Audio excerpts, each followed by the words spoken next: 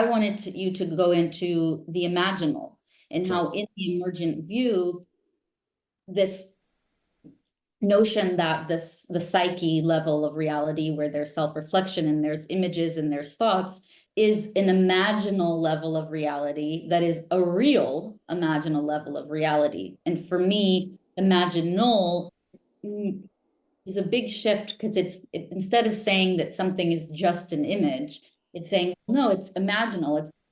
Its nature is an image. It's made of image, or that's the quality that it has, but it's really that. Yes.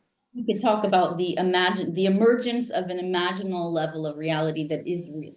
Yeah, I think you can see that the process of evolution has gone through various stages. One of the great insights of modern physics, and it's been really borne out in computerization, has been going that the fundamental idea that we need to understand differentiation, how the one differentiates, is information, and information is differentiation.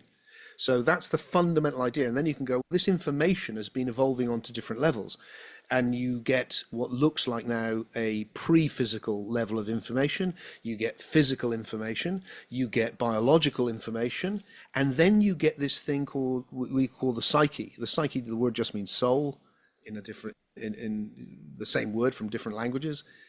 It's a non-material experience you're having, and you're having it right now. And I'm sure I've done this with you before, but I love it because it's just so perfect. Is just to get, as anyone's listening to this, that what you're engaging with on a biological level, even if I'm digital on your screen, what you're hearing is a monkey making funny noises. You're not a monkey. Pretty much. Not much different. And I'm making funny noises.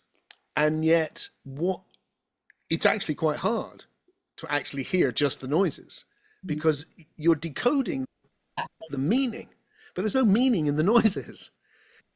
And what you can tell, that because the noises are being transmuted through a microphone, through electronics, through the internet, and then they're arising, and then the speaker, and then the air, and then bang, suddenly. So all of that meaning is arising in the psyche. So you've got this other level of reality which has arisen. And I think it's where all of the spiritual experiences are happening. And I think spirituality has known that forever. That's what they call the spirit realm, or the non-material realm, or all these fancy names. The Duat in ancient Egypt, the Bardos in Tibet, the Aluna in South America, all these different names. But what they're talking about is there's a domain which is made of images, and they're images from here. So you dream in there, you think in there, and if you pay it attention in meditation, or you pay it attention when you go to sleep, or you pay it attention with psychedelics or shamanic practices or any of those things, it's a really vivid place to be. And it's a level of reality. So if we can grasp that another level of reality, which you're in right now, you're always in it, has arisen from the biological, just miraculously in ways we can just about understand. Perhaps life arose from physics. Just as amazingly, then life became conscious and could see and hear, and wow, all right, did that. And then it became able to reflect on itself. And when it did that, the simplest, I'm pretty convinced that the way that will have started is through conscious memory. And so it's so that rather than all the unconscious memories which are going on everywhere in all forms of life, you got conscious reflection on your memory. You're not actually experiencing the world, you're experiencing the past, and what you have is an image. And then from those images you can imagine. Now you've got imagination, and on it goes. And then when you've developed language, you've got all of that. And so my suspicion is what's happening is that domain has become very important. It's where we've spent the whole of this conversation. Not much has been happening physically. I throw my arms around, but apart from that, all the action has been, it's not in space. That's the soul. And as you know, one of the transformative practices for me that I love to do with people, and we're doing it here, is when you look at someone and you see their biology, but you recognize that what you're connecting with is their soul, is their psyche, which you can't see. So right now, the whole of this conversation, and with anyone else who's partaking in this later, something that you can't see is connecting with something you can't see. The soul is connecting with the soul. That's why this has been of value. And So that's, taking that level seriously seems, yeah, that's the way forward.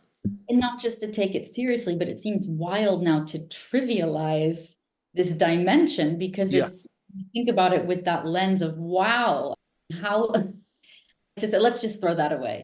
Understandable when we're suffering, but we have a choice to harness a different perspective on it that's optimistic, that's more positive, and that The look, emergent view, when you said the difference, I mean, it's, to me, it, partly, this is why I've ended up with it, I think, probably, on my personal little journey.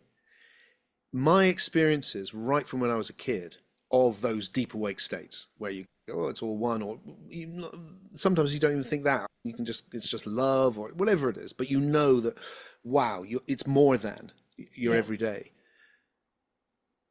Have always essentially been so optimistic. Like, for all of the terrible suffering, and there's lots of it, that there's something redeeming here. There's some, it's going to somewhere good that can redeem it, or there is something powerfully, the love especially, there's something powerfully redeeming about it.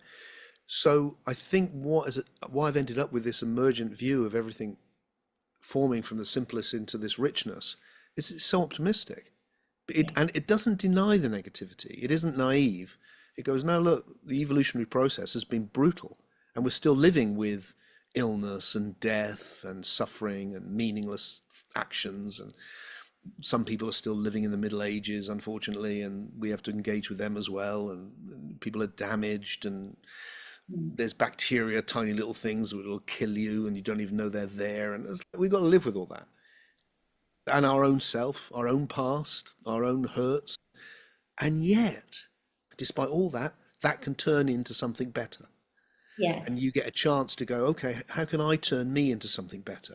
exactly. But it hits me how much it comes down again to a choice over how do we relate to these very bittersweet, but epically incredible, let's say, feats of evolution and this human experience, and kind of tie it together.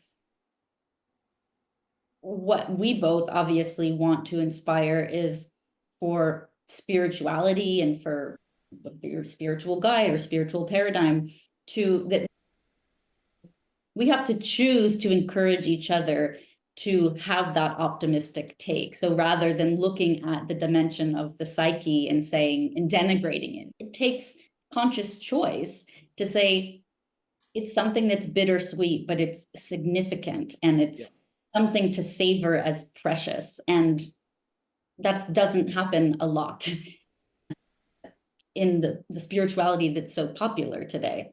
But I keep coming back to it as this is a choice. This is like a call to consider the profound difference it makes when you make a choice to view these things. It's nuts, isn't it, really? Because I feel like what you're doing and what I'm doing as well is is crazy, because it's going up to folks who've got a very negative view of the world or themselves as an illusion, or they've got to, and going, have you considered that you might be really important? Have you considered that your life might be significant and that you really matter? And I think you're great. And despite everything, I know you've got your other side, but that you look pretty beautiful to me as well. And that's, yeah, why wouldn't we want to do that to each other?